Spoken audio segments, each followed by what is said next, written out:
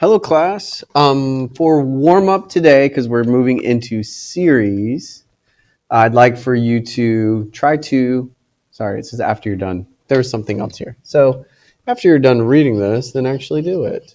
Find the sum of the integers from 1 to 100. All right, give you guys a little over 2 minutes. So pause this video and try to find out what it would be.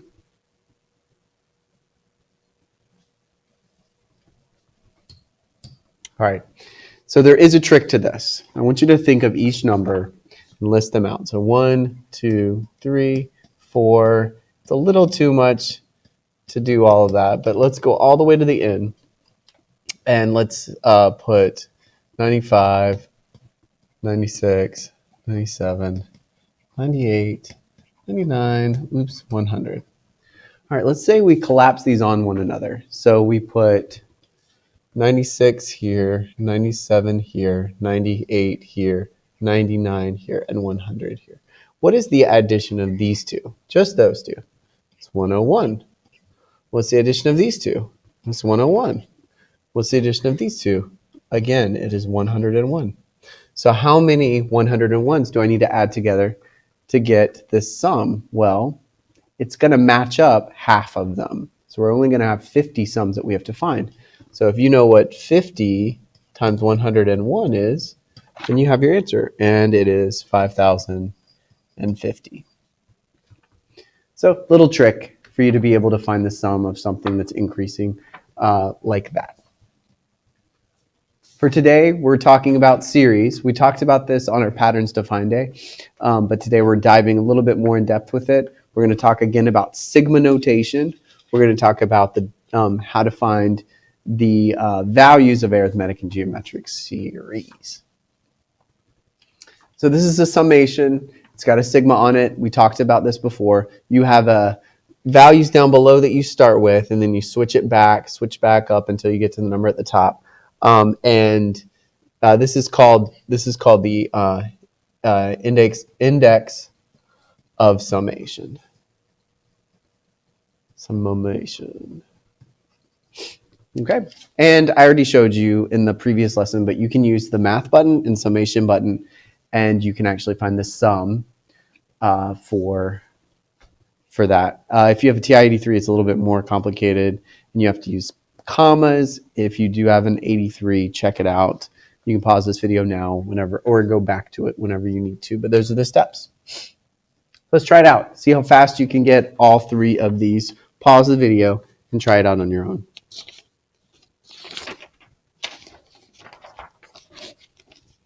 All right, you should have gotten 48 for the first one, 55 for the second, and 38 for the third. Pretty fast.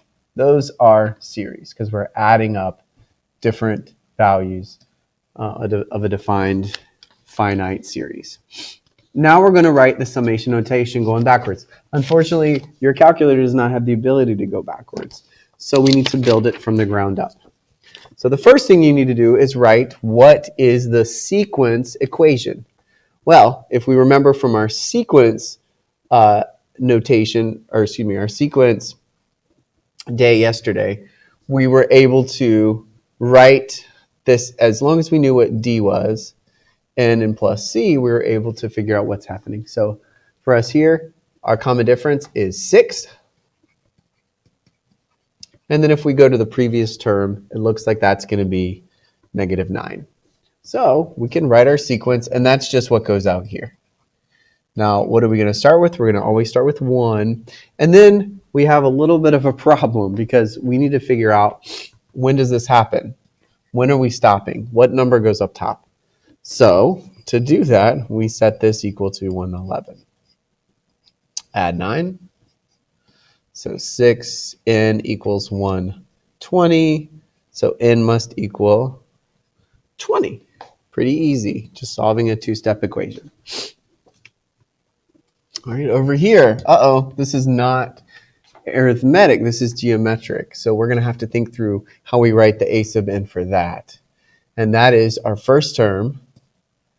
Actually, we'll write it in the general form too, just like I did here. A sub 1, r to the n minus 1. So a sub n is equal to 1/4 times 1/2 to the n minus 1.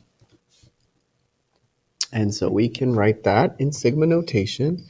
N equals 1, 1/4, 1/2, n minus 1. And then we need to solve for our what term am I on there? You might be able to do it in your head, but let's go ahead and write this out and solve, or solve as much as we can until we feel like we got it. So if I multiply both sides by 4, I get rid of the 1/4. If I multiply this by 4, I'm going to get, was that 16? So 1/16. So I can rewrite 1/16 as 1/2 to the 4th. So 4 n minus 1, so n would be 5. A little tricky there, but you can get there.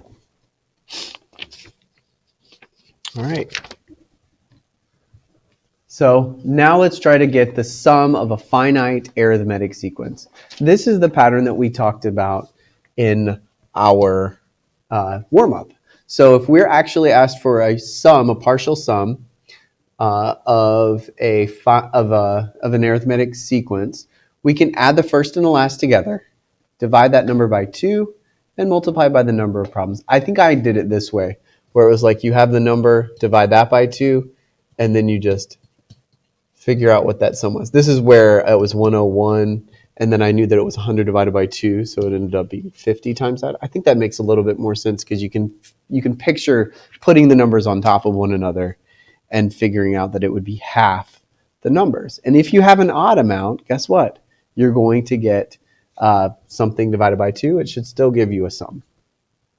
Explicit rule goes here. I think we just talked about that. It's what we do. So find the sum of an arithmetic sequence using the formula. So the formula for that would be, we're using S. S is equal to, well, let's see, n would be 1, 2, 3, 4, 5, 6. So 6 divided by 2. I take 13 minus 7. It's the same as addition. So that'd be 3 times, what is that, 6? So that'd be 18. Now for using summation notation, we start at n equals 1. We have 6 terms, so that makes our life a little bit easier because they don't have missing values. We know that we're adding 4 every time, and if you go backwards, so if you subtract 4 from that, you get negative 11. So when we put that in our calculator, we should get 18. Well, I hope we get 18. If we don't get 18, we're in trouble with one of these guys. Let's try a word problem. Determine the seating capacity of an auditorium with 30 rows of seats. If there are 20 seats in row 1, 24 seats in row 2, and 28 seats in row 3, so on. So we're going to find out the whole amount. So you can imagine we got a sub 1. I'm going to call that the first row. And then the second row, and then the third row, and then the fourth, and then the fourth row, and so on.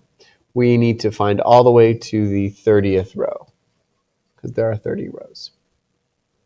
Let's do summation first. So what's nice is I know there are 30 rows. I'm starting with n equals 1 up to 30. You're adding 4 every time. And then if we find the 0th term like we've been working on, we'll get 16. Okay. As we work through that, we should end up with 2,340 for our amount. And let's try it the other way to see. Okay, so S of 30, summation of 30. It's going to be 30, the number, divided by 2. And our first term is 20. If I plug in 30 into this equation here, I'm going to end up with 136. Which, if you put in your calculator again, is the same amount. Good work. We're going to continue this in the next video. See you then.